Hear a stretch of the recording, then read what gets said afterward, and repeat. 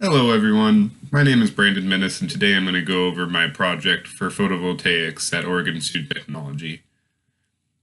The objective of my project was to provide a solar-powered aquaponic greenhouse with water purification capabilities to help alleviate food shortages and water shortages in developing nations and to spread innovative agricultural practices.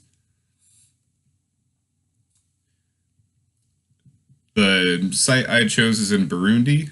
Burundi underwent a 15-year civil war that left the developing electrical grid and the water infrastructure in shambles. 72% of the population in Burundi is considered to be food insecure, which means they don't have access to nutritious or affordable food. Less than 40% of the inhabitants in rural areas have access to clean water, and the water shortages are further exacerbated by frequent droughts.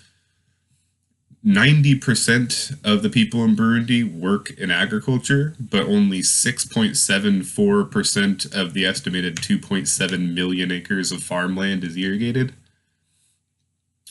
Aquaponic greenhouse is going to address these issues by using 90% less water than traditional farming techniques, using a closed loop system where the fish in a fish farm are going to produce waste, and then the ammonia in that fish waste is going to get broken down by naturally occurring bacteria in the air, which will then make nitrates and nitrites for the plants, and then the plants will take that nitrates and nitrites out of the water, you pump the water back to the fish, and you produce both fish and vegetables.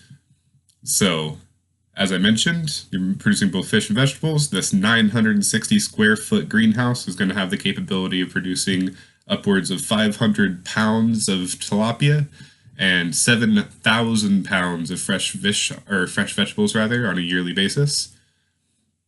The reverse osmosis water purification array is going to be able to produce 300 gallons of fresh water every day based on figures of 3 to 5 pounds of food a day. The greenhouse could feed up to 1,500 people per year, and based on usage data of 2 quarts of fresh water per day, the greenhouse can supply up to 600 people with fresh water. A little bit of background on the site I chose. Burundi has a pretty mild climate. Average yearly temperature is between 19 and 21 degrees.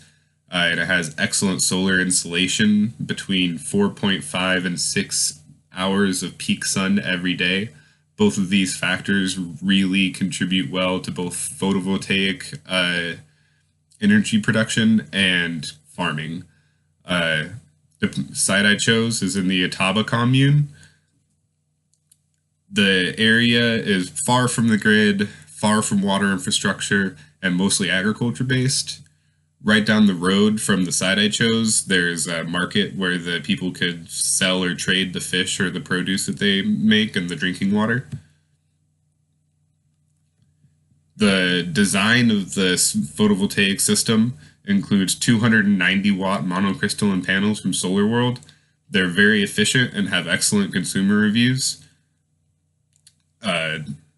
For batteries, I chose Discovery Advanced Energy System lithium-ion iron phosphate batteries with 110 amp hour capacity. The lithium-ion iron phosphate batteries can be really sensitive to overcharging and other things. So the batteries I with actually have an internal battery management system, and the batteries themselves are good for upwards of 2,000 cycles without losing any sort of capacity. And while the lifetime assessment has yet to be fully completed, the manufacturer estimates that the lifetime cycle of the batteries is going to be upwards of 3,000. A hybrid charge controller and inverter was selected from Schneider Electric, the Connext XW Plus series. It was selected because they have direct plug-and-play capability with the Discover AES batteries battery management system, which is really nice. The inverter charge controller also has grid tie capabilities in case the grid were to expand, and it also has the capability to be coupled with a backup generator, which would be really nice to ensure the fish would remain healthy if there was some sort of backup, there was some sort of damage to the PV array. That wasn't included in my design necessarily, but it is a capability of the charge controller. I included a water pumping windmill in the design because the added load from a well pump was simply just too much, because the roof space on the greenhouse, I was covering too much and the plants weren't going to get enough sun. And a water pumping windmill is actually really efficient. At the low wind speeds in this area, it can still be expected to pump upwards of 48 gallons per hour.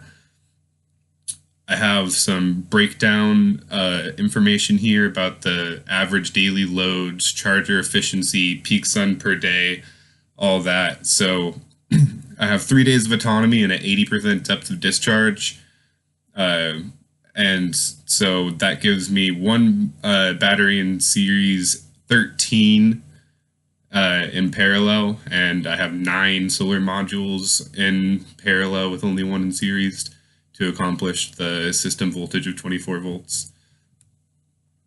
Here I have some information from the spec sheets on my batteries, my solar panels, and my inverter charge controller hybrid.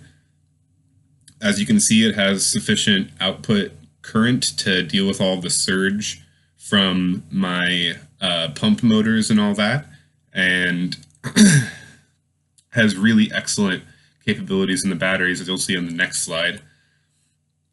The discharge voltage on these lithium-ion iron phosphate batteries when compared to lead acid is really, there is no comparison. It has much better voltage output at higher depths of discharge. It also has really excellent capacity at excellent voltage at lower capacities.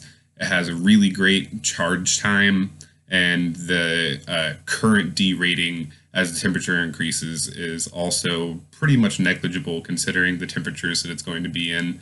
You don't see really any decrease until you get above 40 degrees Celsius. Here I have some load information and cost information about my system. As you can see, it's pretty expensive. $95,000 for all of the components, over half of which is just from the 13 lithium-ion iron phosphate batteries, and another 30,000-ish is coming from the greenhouse kit, which is going to include all the aquaponic supplies, another $1,000 or so for the fish themselves. So in conclusion, despite a steep upfront cost, the relatively small 960 square foot greenhouse has the potential to feed 1,500 people or more while using 90% less water than traditional farming, which is going to be really effective at addressing the food and water shortages in the area. The increased access to food and water is going to increase the quality of life of the residents.